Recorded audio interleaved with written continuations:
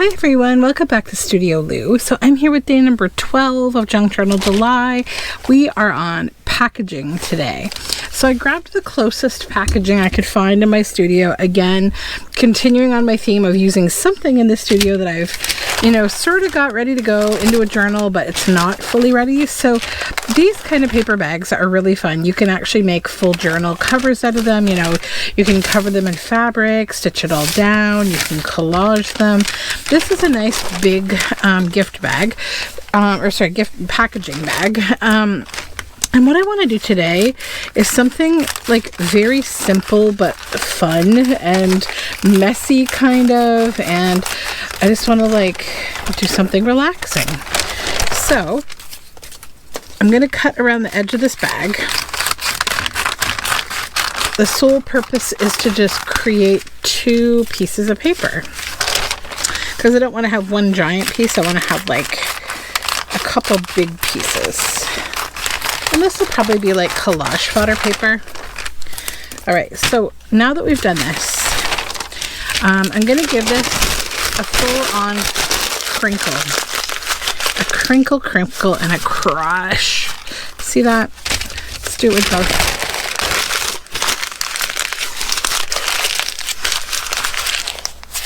Okay, all crinkled and crushed. Then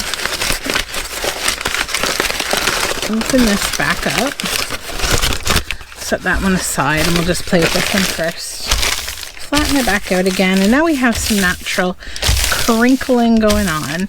Then I grabbed just a few different colors of paint from my paint box. So this is Amsterdam acrylic standard permanent red violet. So what I'm going to do is just open it up if I can. And I'm going to just put that much, just a blob. Then the next paint is actually a tempera gouache in deep green. And this is a Desserts brand gouache. It's really good for kids, but it's also just a nice paint to use if you like using gouache. And tempera is kind of a fun paint to use. It's like a thinner, chalkier kind of consistency. I'll have the same paint in a light green. And then I'm going to put down here at the bottom. Sometimes it can get a little stuck. There we go. Well, the nice thing about it is it's actually pretty easy to control out of the bottle. It's not super watery. It stays kind of I guess they sometimes call it eggy, right? Because tempera used to be made from eggs, so it has that stay together consistency. Then I have some old folk art green forest from Plaid. This I think came from a yard sale just ages ago, and I think it's kind of chunky, but we're gonna use it because no paint goes unused in this house. And then this is another tempera paint from a collection I got, I think also at Desserts. It's a little more watery and drippy, but I do love the Robin's Egg Blue. Okay, so now what we're going to do is the same thing that we just did, but with color. So just kind of bring it into itself. Okay. We're going to just squoosh it around. Put plastic down if you're concerned about your surface. My surface is really easy to clean, so I'm not too worried. Then open it back up. And you're going to get some nice color smooshing. Then, you can just kind of wipe. You can wear gloves to do this if you want to, if you're freaked out about getting painty. I don't really care. I have lots of soap in this house. And you can add more color to it as you wish. I might end up adding a little more light blue. And I'm not looking to completely cover all of it necessarily. But mostly just fold it in on itself to get those edges, bring it back out, unfurl your edges, bring them in. You can do it all along the edge and in the corners. So there's a corner. Here's an edge that needs, more. Just kind of flatten it out, bring it back up, and then you're going to get a real nice, beautiful painty paper. Okay. Here's another corner that needs a little more paint, and just go into the spots that seem like, oh geez, there's a big blob of paint there. And by the end of it, like, you pretty much will have used your paint right up, because, you know, you're working to kind of cover anything that doesn't have much coverage. So just kind of keep going in. And if you need to add more paint, go ahead. Okay. So that is super pretty. I'm going to be happy, I think, with this. I'm just going to pull this little edge off here. I don't want that. And then I'm going to smush my edge again. Sorry, maybe you didn't see that edge. That was the, like, the part of the paper bag that has all the ridges on it where it seals. So I'm just going to pull that off because I don't want it on there. There's a nice wet spot I can pick more paint up from. Okay, so I'm happy with that one. I'm just gonna go and like let this one dry, and then we'll work on the others. The other one, set out aside. And I'm actually gonna use pretty much the same, mostly the same color combo. I've got one other color here that I wanna try using. So open this up. So I'll start with the new color, which is this Pabeo Vert Blue, or iridescent green blue. And it's a nice iridescent color. It's so pretty. I love it.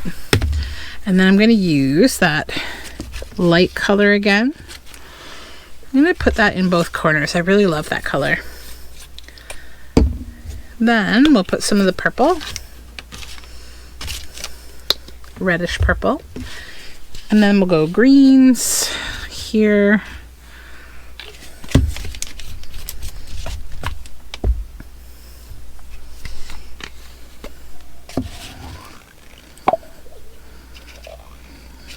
Okay. And I'll put a little bit of that old folk art paint too, just because we're on a mission to use these things up. Somewhat. And I think I might just add a little more of that Pabeo so it doesn't get lost here and here, because I want it to come out. All right, so then same thing. How can we do it differently that might be cool?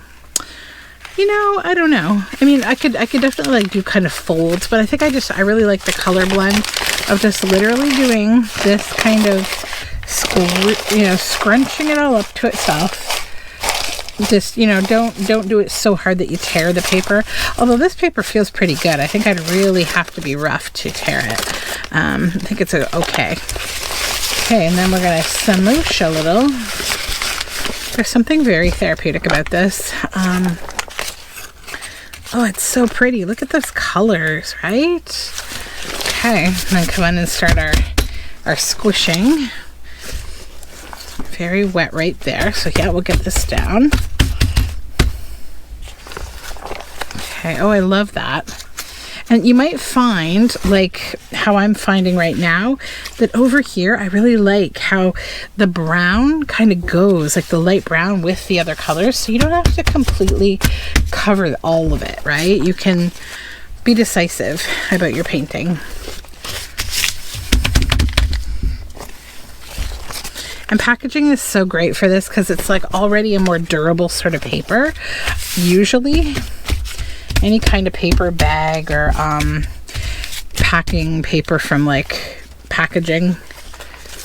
This was like actually just a retail bag from my local scrapbook store. All right, this feels very Monet to me. Sorry for all the beep beep. It's these rainfall warnings we're getting from the tropical storm Beryl that has brought lots of rain to the area, but it's not getting us down. It's actually kind of nice. It's been quite hot for a while. You know, we go from heat warnings to rain warnings. It's like everything has a warning now. Okay. Bring that piece down. Okay, so now what I need to do, these need to dry, okay? So look how pretty that is. Yum. So I'm going to hit these with the heat gun and dry both of them, and then I'm going to come back and we'll talk about what's next. All right, so these have been dried with the heat gun, and they sound so lovely and wonderful because they really are. So let's work with this one first. I want to do one more kind of step with this. So again, we're going to crinkle it up. There's a little bit of wet paint still in a few spots, but I'm not too pressed about that. I did just clean my hands, but you know, we make messes. It's okay. Let me get my trusty baby wipe here to just get rid of that wet paint so I don't smudge it everywhere. Okay, so now that we've crunched this again, we'll uncrunch it. And the reason I'm crunching it again is I want to create textural folds here like this. So don't completely uncrunch it. And if there's spots that have like no crunching, actually try to squish it a little. We're trying to create like a texture, right? Okay, so then just kind of like leave it like that.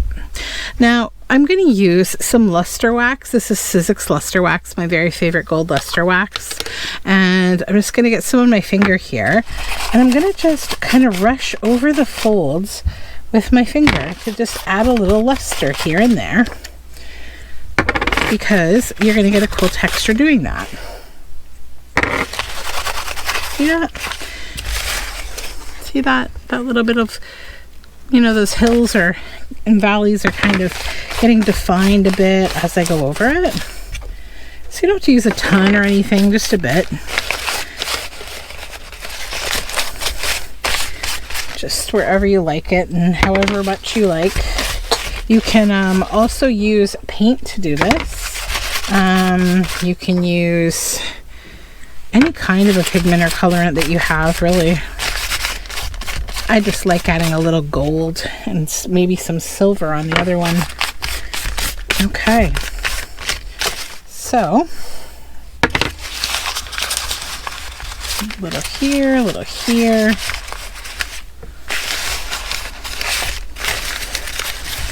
Okay. Clean the rest of that off, then pick up my cap, which fell on the floor. Okay, there we go. Now, let's flatten this out. And you see how you're getting this nice striations? It almost looks like kind of like an agate or something, right? It's got the little bits and bobs here and there. So that paper is done. Now the other one, I'm going to use silver on it. Look at that though, it's so pretty already. Okay, so let's crunch it up. Give it a good crunch. And just kind of squeeze it as tight as you can. And then carefully unfurl. Don't go too fast, you don't want to tear. Okay. Just kind of... This one's got a little bit of wet paint on it still, but not too bad. Just kind of create the surface that I would like to use. And this time I'm going to use Pebeo Jadeo or Gedeo gilding wax. I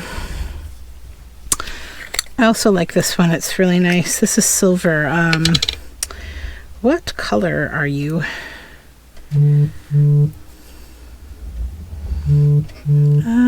It's silver, guys. I don't know. This is a much softer wax, which I'm not as happy about. I like the more firm wax. I don't know why. I prefer it. Especially in this kind of application, it doesn't matter as much. But when you're doing a more careful application with gilding wax, you need to be a little more careful. Like if you're trying to go in a small space, like on a spine. See, that's a good glob of wax that I didn't really want. That's okay. It's going to look nice either way. Like if you have something on a spine, you want to fill in a little section of a spine cover or something. It makes it a little harder when you got soft wax rather than more firm. But as with everything, you know, sometimes these kind of things can make one job easier and one job harder. So there's like a perfect medium for everything. You just gotta find it. Okay, I think that looks pretty good. Maybe a little more over here.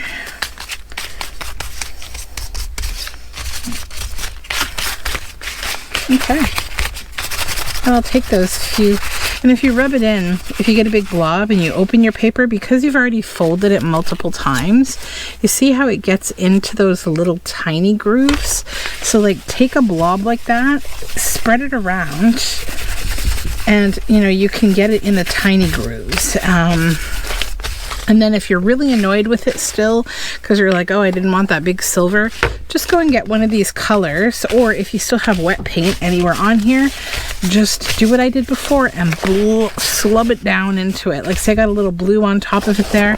There is still some wet paint here, so probably if I just kind of crinkle this a few more times, I'll get better blending. But to be completely honest, it's fine. Like if I cut this out, that would make a really brilliant like moon shape or something. So, you know, you don't got to be stressed about these things. So now that I washed all the paint off my hands, I'm totally covered in gilding waxes, but c'est la vie. So why don't we make something with some of this paper? Wouldn't that be fun? Why don't we make a couple tags or something?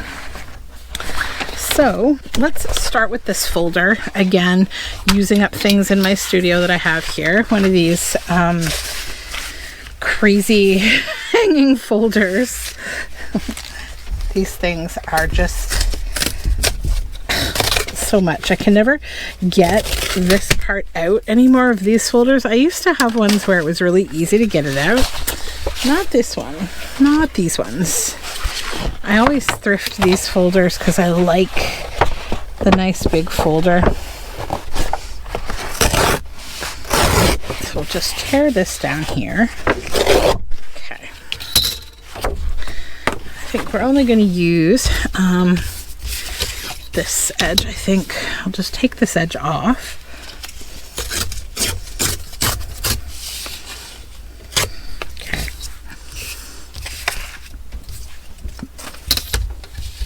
I think I want to make it about this wide.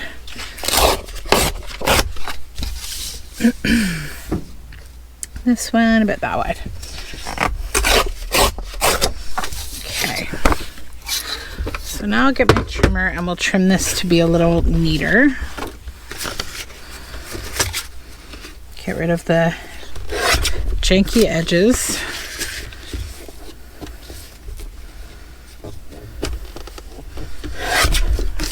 Okay. That one's fine, it's just this one. Okay. So let's go ahead with this paper first. And I think what I'll do is just kind of lay this here, and then we will cut a section off of it. But then we're going to have a whole bunch of nice paper left over still. So I'm going to go straight because I don't like having shapes in my scraps or in my papers that are like weird, not geometric shapes. So this is what I will store in my papers. And then the rest will go into like this will go into my scraps, this little bit here. And I'll use it for something in my making that I usually do. So that'll go with that one. Let's get the other one. And go with this side again. Be like that.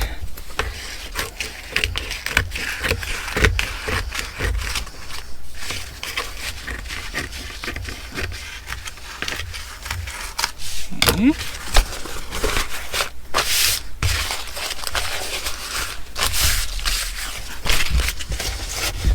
Okay, then we'll trim again.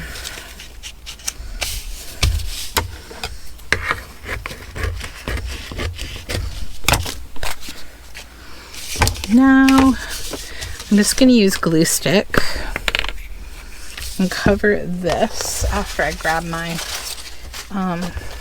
glue book from over here.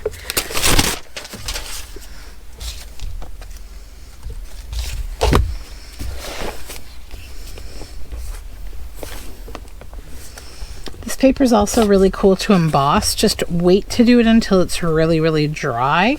And you don't need to do the crinkling if you're going to be embossing. You can if you want something even more textured than what you do with your embossing machine. You can die cut and emboss this kind of paper, like any painty paper you make. Try embossing it.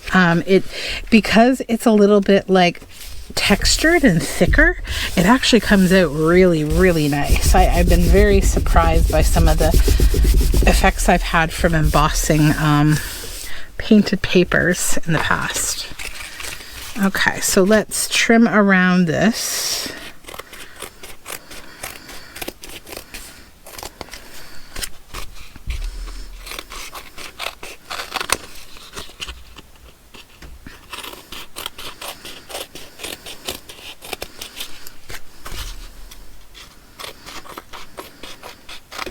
Okay, that I'm going to put into my scraps. It's just too beautiful to waste. Now, smooth you out. Then I'm going to cut this into a tag shape because I want to make tags today. I think it's been a few days since I made any tags, and I love tags as a substrate for working on. They're so good. Okay, so let's set that one aside. We'll do the same over here.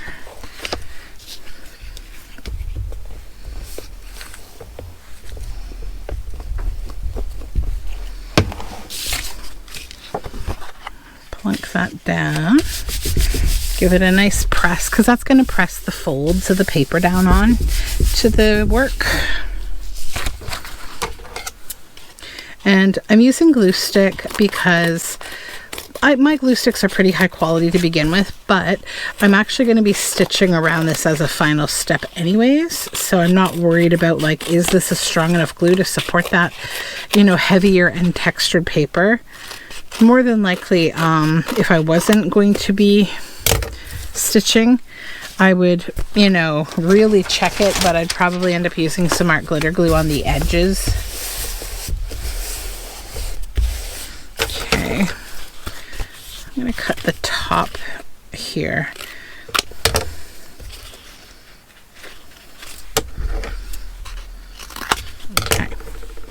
So now we have two base tags. This one has those bag folds, so I'm just going to glue that down again right there. Okay.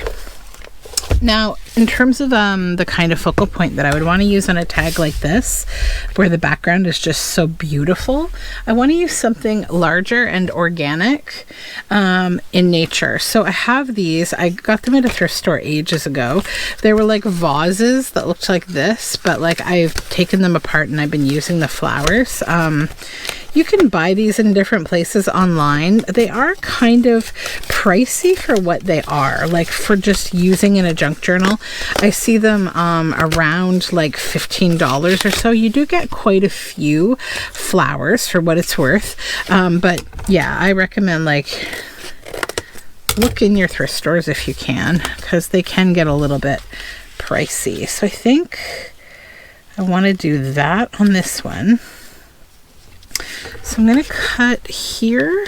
I usually cut like right on the folds. We have a staple there that I've got to get rid of so that nobody gets hurt in the process of making. And then I'll cut that off, set that aside. Okay, and then we'll just kind of place this right like that, I think.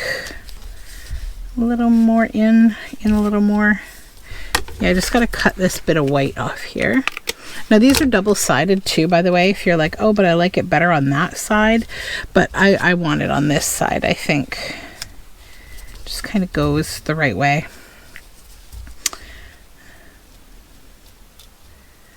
I just have to decide. Do I want to go a little, yeah, maybe a little lower so it's, yeah, okay. I'm going to use art glitter glue on this because it is a heavier paper. These would also be really nice with like cutout windows, like with something laminated inside them, like a frame window. Or if you have a nice die cut shape, you could die cut like, you know, a frame in the middle and then laminate something inside there. That would be really pretty, like a dried flower, or even something like what I'm using. You could, why are we clogged? Where's my pin? You could use something like that in a lamination as like a sample specimen type feeling card. There we go. So we'll just glue all the little intricate bits of this flower.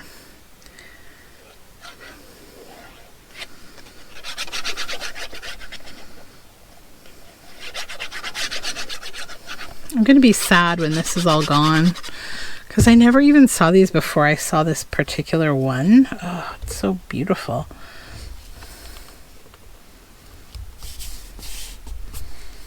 Okay, yep. I'll just trim the excess. There's a tiny little on the bottom that I want to get rid of. There we go.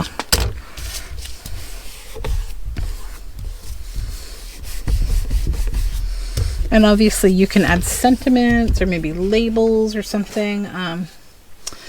Maybe a handmade label that you've made, like the one that I made here.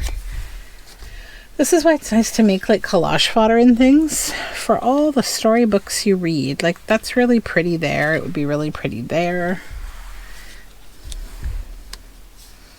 I might use that one. Though I'm also tempted to use a more traditional label because like it won't take attention from this texture as much as like a fancier handmade kind of label. Like what if we just did like a specimen label or something? This is from Release the Craft, and they have a kit, a moth kit that just has these awesome labels. Like I know they're probably moth genus names because Priscilla is really good with making these kinds of things for her kits.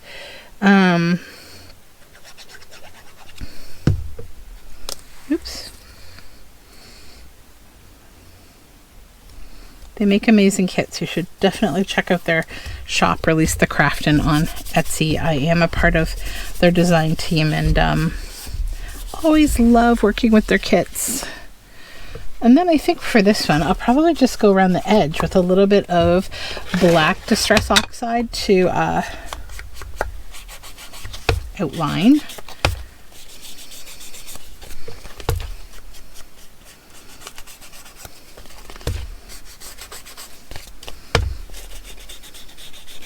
Yeah, and that really makes it feel more finished.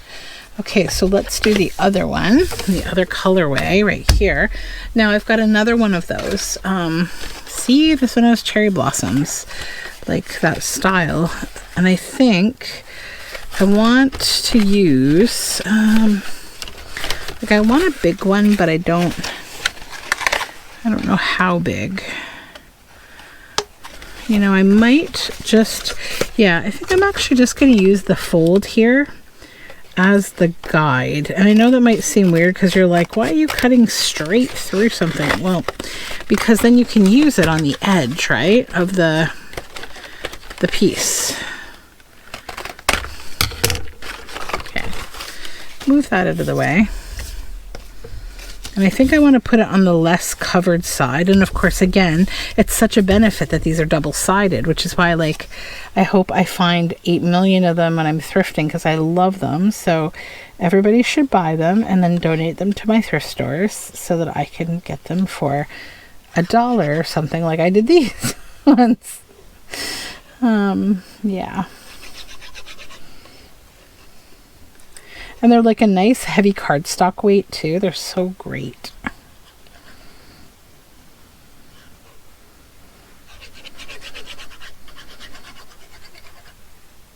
All right, that looks pretty good.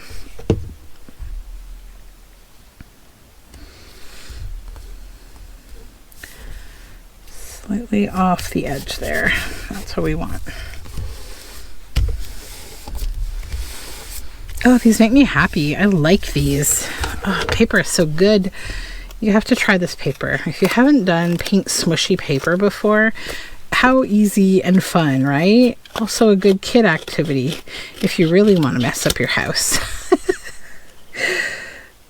I have spent like the last couple days, my daughter, so I don't know if I mentioned in one of my videos that she raised over $500 for Heart and Stroke this year for her jump rope for heart. And so when the kids, they raise a certain amount, like there's donating, parties that donate things. So she got a $50 gift card, and she chose to get like a Sonicare electric toothbrush, because my child loves brushing her teeth. It's just this hilarious thing. And then she did get a toy. She got this like kit for making potions. So like you can make all of these potions. There's these tiny little bottles with corks, and then little tiny things like that you can put in the potions, and then decorations that you can tie around the bottles, and then a really nice little shelf that they all go on. It's like a very cute little apothecary style kit. So the last couple of days, like one aspect of it is glitter and those little tiny, things, those little microplasticky kind of things. So of course I've been like, obsessing over trying to keep it all contained and use it all up. And so I've been like buried in all of that this week. So my house has been, we've been very careful with it though, because I was explaining to her, like, we have to keep all of it on a paper towel. It all has to go. We try not to waste any of it, and any of it that we have left over, we'll use it in things like shaker cards or something. But the little bit that we did spill on the paper towel, like keeping it contained, because it was in my kitchen. So we would only do it when my son was asleep, so he didn't interfere. It's been a fiasco, friends. So these are my tags. I'm going to go stitch around them, and I will show you the final product. Okay, so these are all stitched around, and I love them so much. Oh my gosh. So yeah, the colors are really great, right? I love the little creases of gold, and just in general, the texture of the smushing paint, and all the movement. It's just a lot of fun, and they feel really nice to touch. And then I have obviously this leftover paper, right? So we've got more projects in the future that we can do with what we've made today. So thank you so much for hanging out with me. I hope I've convinced you to smush some paint around and get all messy like me. And until next time, we will talk. Have a great day, and bye for now.